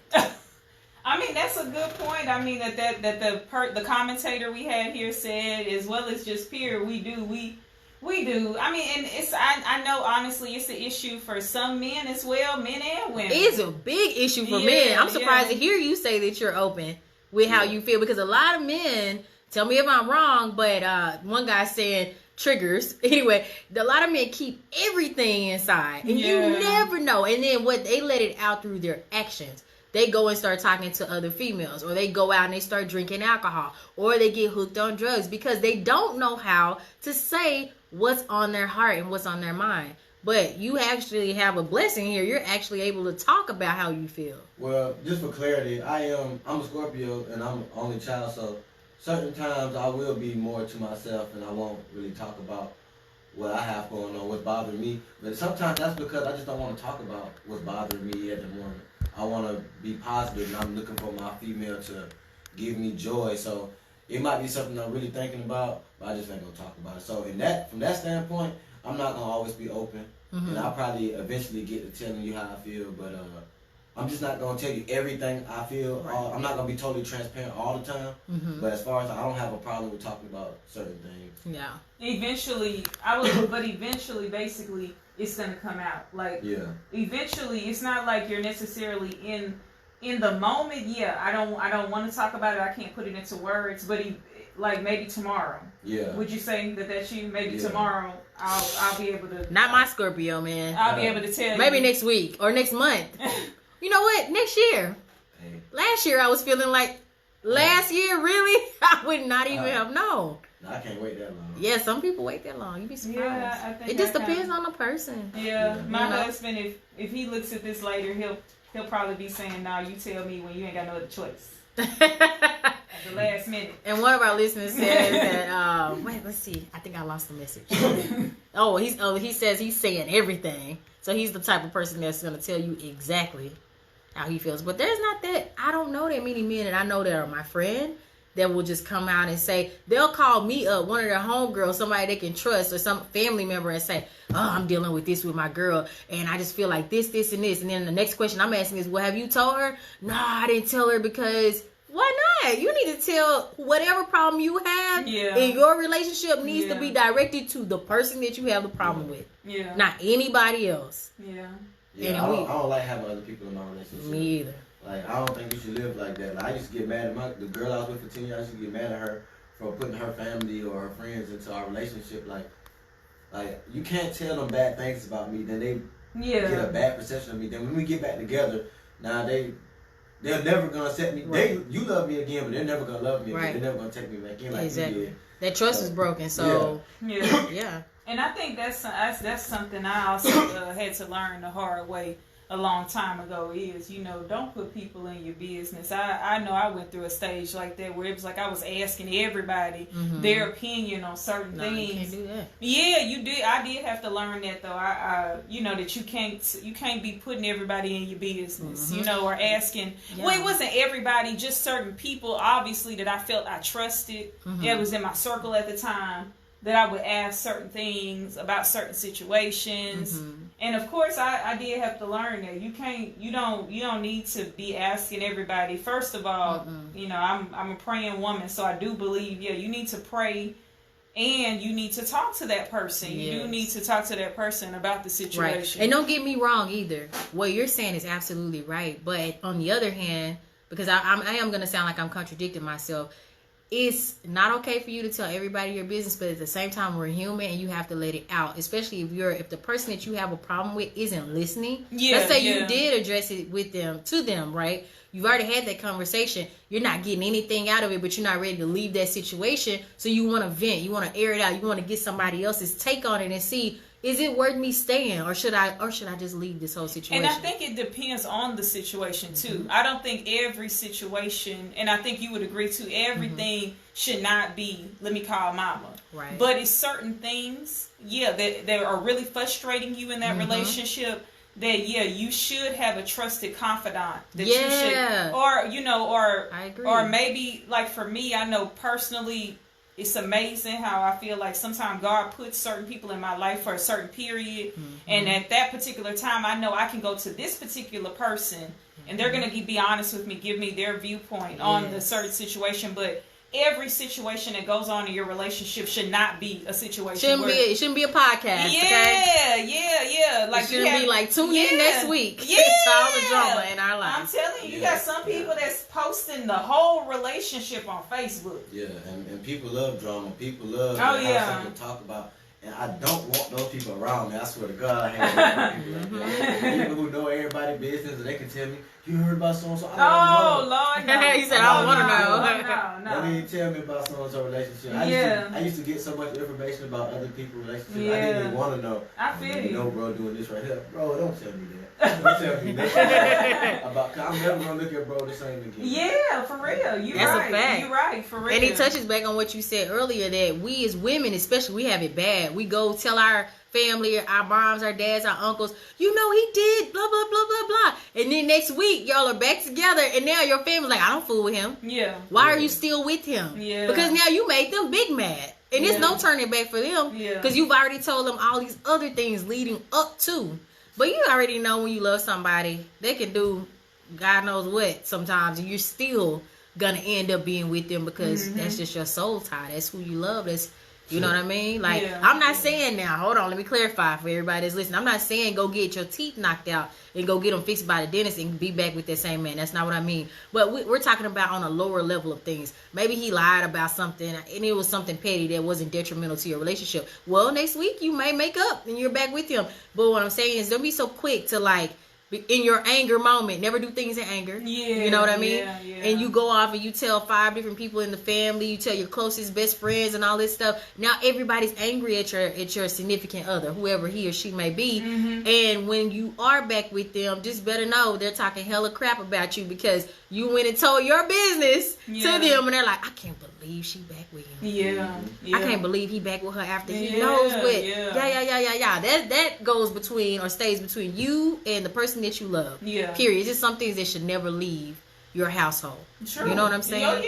Out of respect for you and the other person. I mean, I know me, honestly, I don't even like to, I'm at a point now where I don't even like to involve anybody, tell them anything that's going on. Because like you say, if, you don't want people to start getting this certain perception of your loved one. When or if I do talk about something with somebody, for sure, more than likely it's with another married person.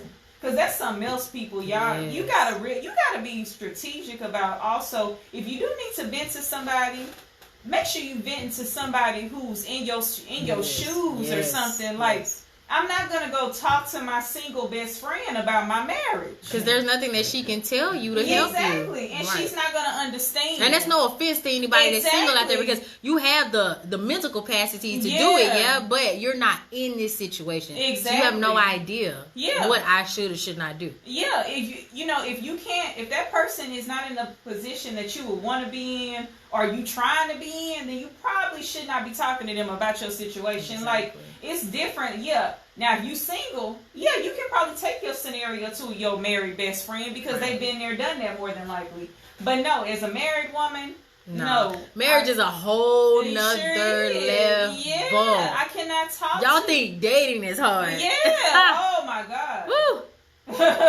That's a whole nother segment. I'm telling you. I probably don't have to worry about that. I don't think I'm getting married. Don't say that. Power is in the tongue. I don't have a desire to get married. Especially not the American way. Okay. Like, if I was to get married, it's gonna be like a traditional African style way.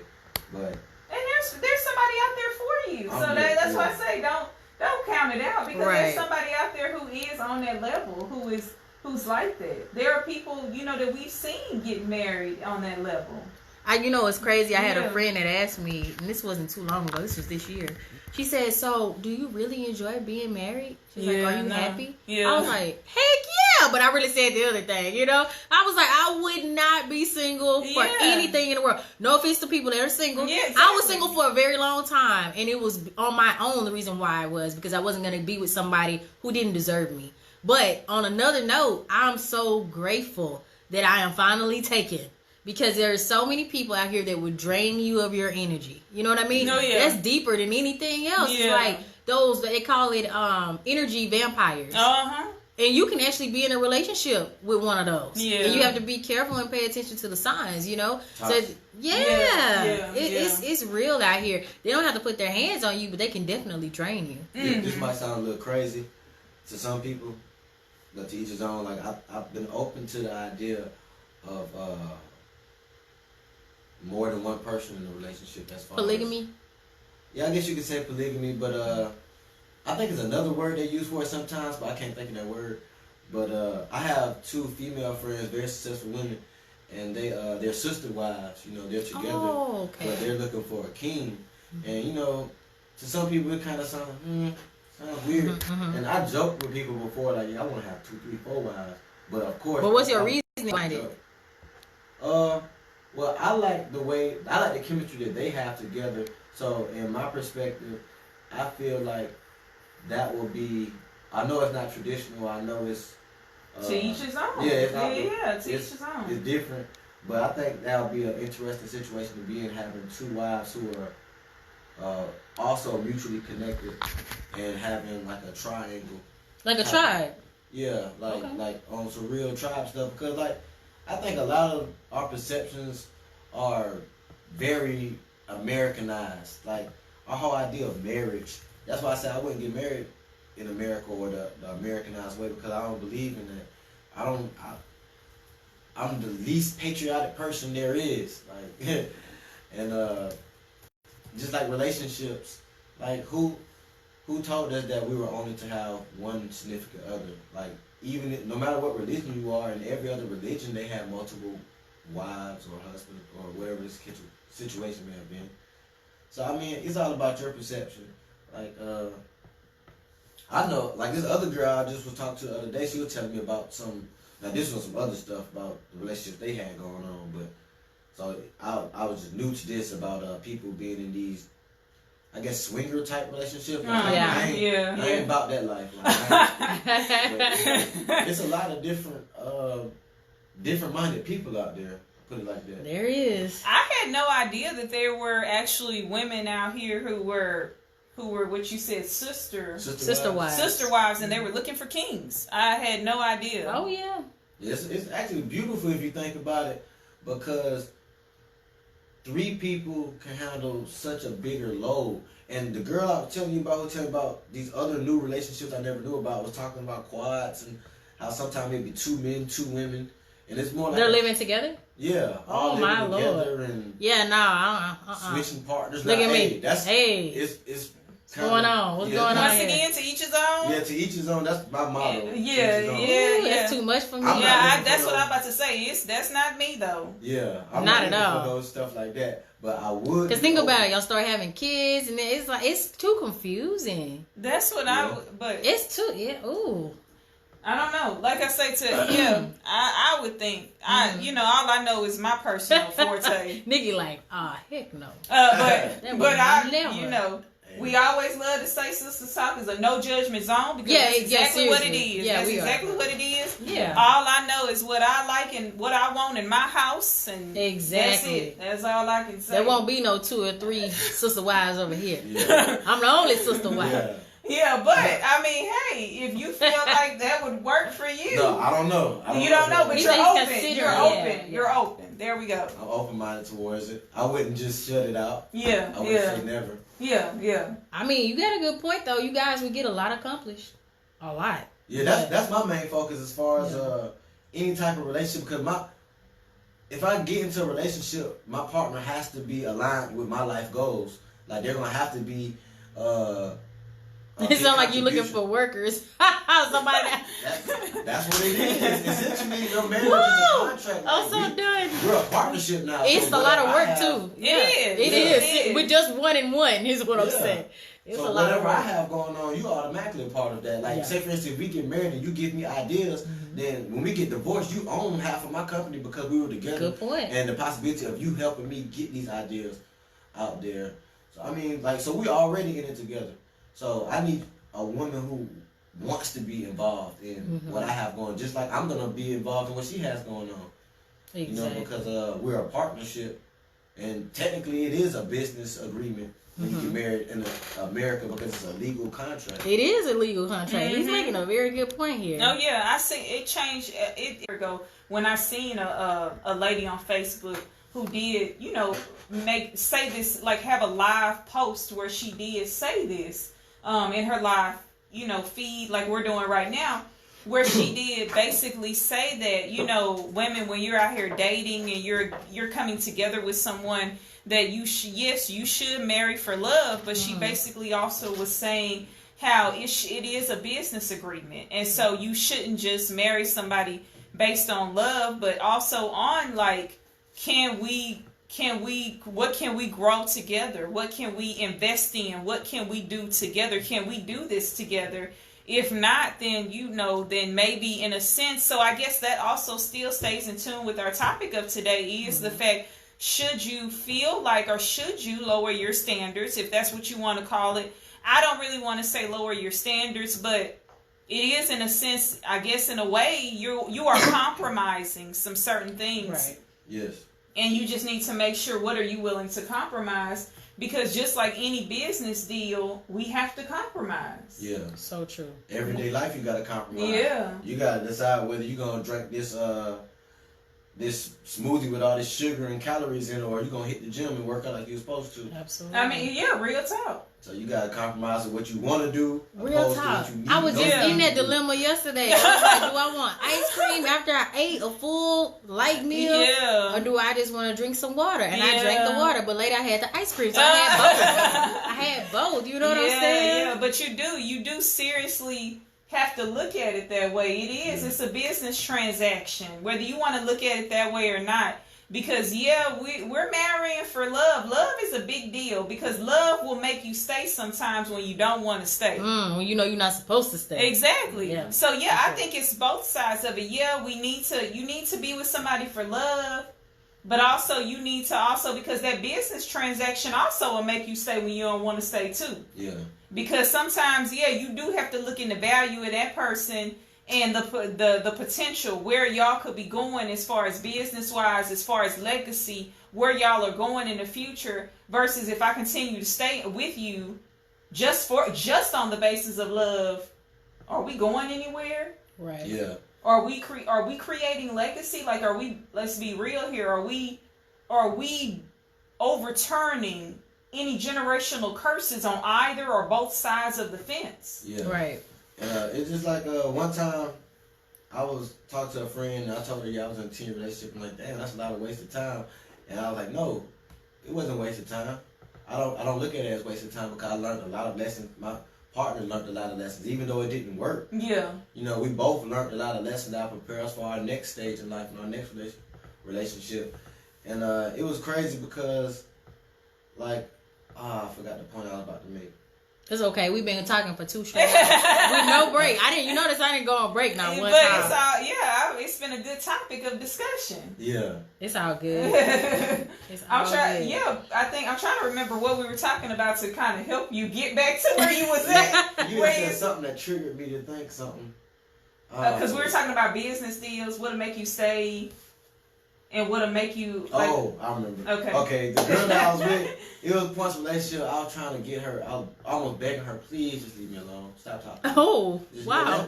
Let's not be together no more. And she didn't want to do it, and it was because of love, but it was also because she was so used to being with me, she didn't know how to be without me. Yeah, it was the fear of being without me more than the love. Like, she loved me, but like she hated me too. Mm-hmm. So like, but love is hate, and hate is love. Yeah, right? It's one and the same. Can be. Because our relationship definitely was crazy. Our relationship definitely crazy. Like I said, 3 different people. Yeah. Because y'all both had grew, like you said, throughout that time. Yeah. And that's what you're supposed to do, you know, but it's like, can we grow together? Can we find that common ground? Yeah. And so that goes back to, like we say, this is a business deal. Yeah. Even if you're not legally married, after you've been with somebody for so long, you really are. And in the state of Texas, for those of y'all that don't know, the state of Texas does recognize common law marriage. They sure do. You can take somebody to court after you've been with them for so long. Mm-hmm. For how many years?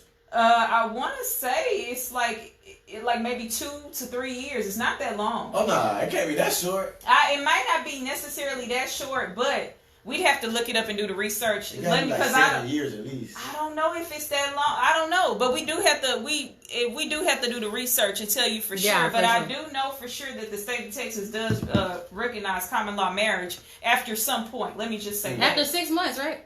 That's what I'm saying. You just said, I'm sorry, I was deep. I'm trying to do royalty of the week. Yeah.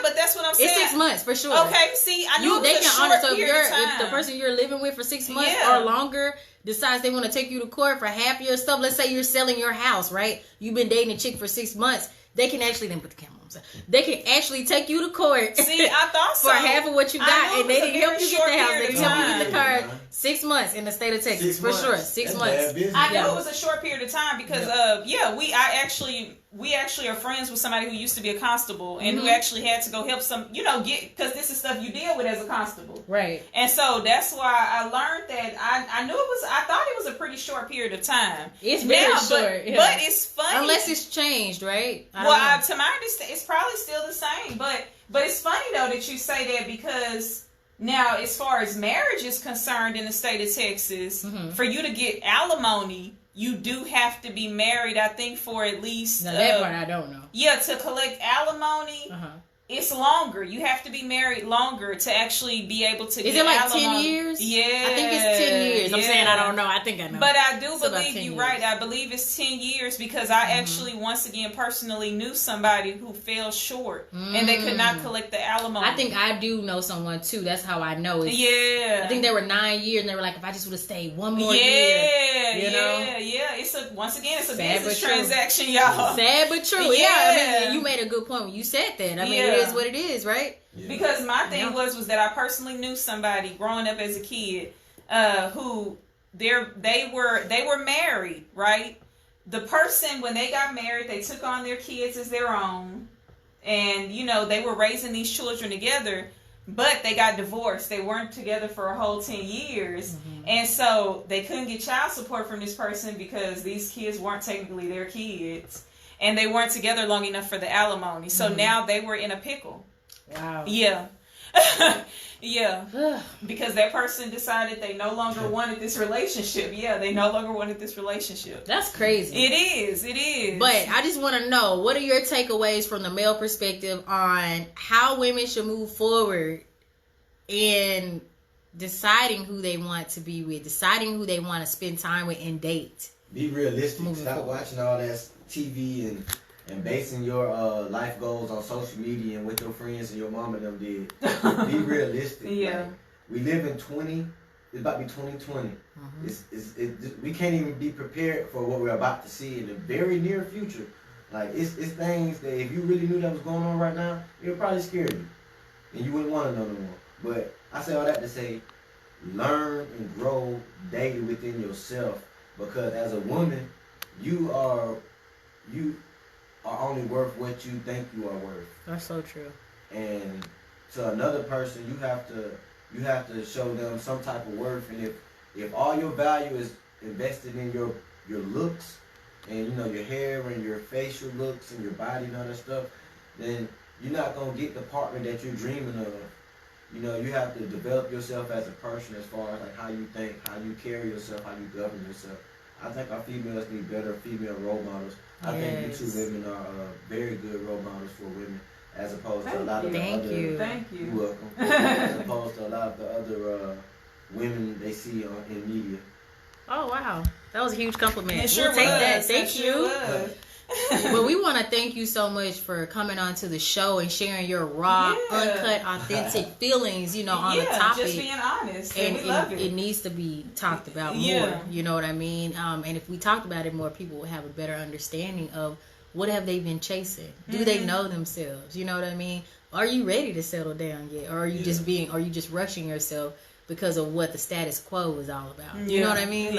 So these are things that we should really think about as young women and men moving forward, because you're only young for so long, you know, and you need to live your best life, but at the same time try to make the best decisions and also not feel like you're lacking anything when everything you need is right inside of you. Exactly. You know what I mean? Yeah. So this was a very interesting topic.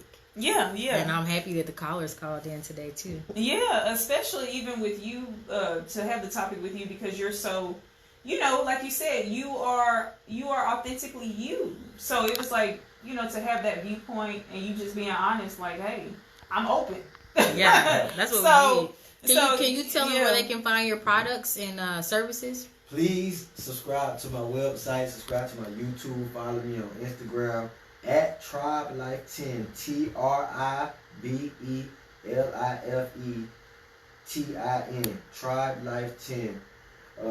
www.TribeLife10.com. Check out my website. Experience the revolution. It's only one way up. Tribe Life. All right.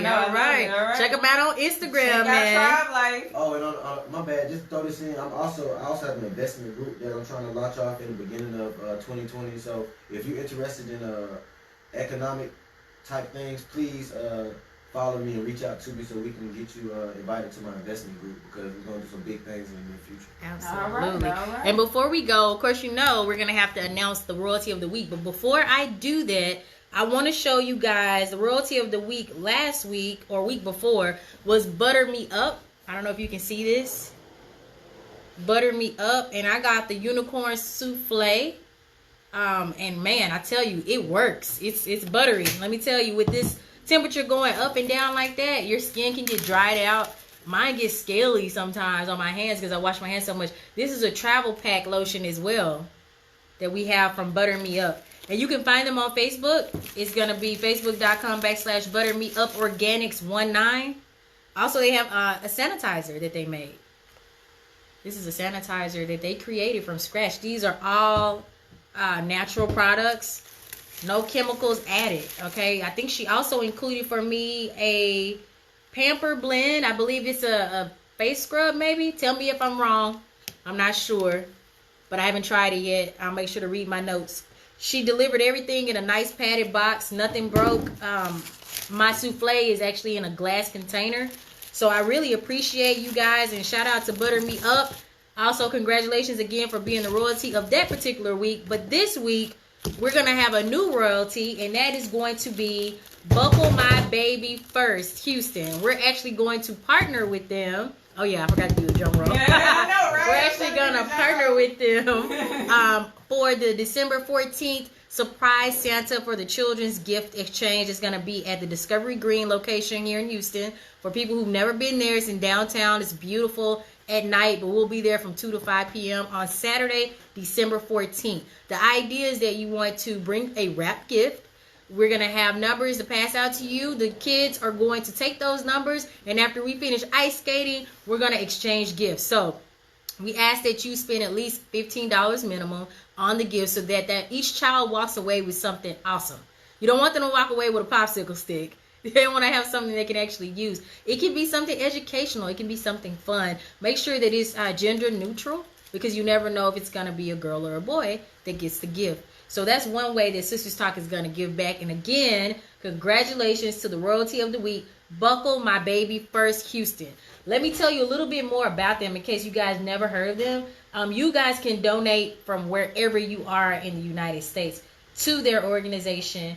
The best way for you to reach them is on Facebook. I'll make sure to post the link when we're done. You can find them by typing in on Facebook, Buckle My Baby First. That's just one ST in Houston. They are taking new car seats only. You cannot donate old or used car seats because it's against the Texas regulatory law because of safety reasons. So you want to make sure that you purchase a brand new one. You can find car seats in Walmart. You know what I mean? You can find them anywhere. If you know somebody who actually got an extra car seat in a baby shower or something, donate it to Buckle My Baby First Houston. I think what they're doing is amazing, and it's increasing the safety for infants and newborn babies. And so what they do is they take in the car seats and basically give them to less fortunate They families. donated to underprivileged families. Oh, Yep. awesome. And awesome. there's a few more criteria that the families have to meet, but make sure you just go to their page, Buckle My Baby First Houston, send them an inbox, a DM, and ask them, because they have the requirements. I don't have them listed in front of me, but I remember she said, I spoke with her shortly, that there are requirements. Like, so maybe you have to make under a certain amount. Yeah, I'm pretty sure. Yeah. You know, I don't know what that amount would be. Yeah, of course. But the more car seats they can collect, the better. So at the event, it's actually called Surprise Santa for Sistas Talk LLC. Make sure if you have an extra car seat, bring it. They'll be there. We're partnering with them, and they're accepting all forms of donation. So they're a nonprofit organization right here in Houston. Awesome. Yeah. Awesome sauce. Definitely. So that's all I had to say for the comments and Royalty of the Week. All right, guys. Well, we appreciate y'all tuning in to the Sistas Talk Podcast. Thank you so much, T.R.I.B.E.L.I.F.E Tin. You blessed us with a lot of knowledge from the male perspective.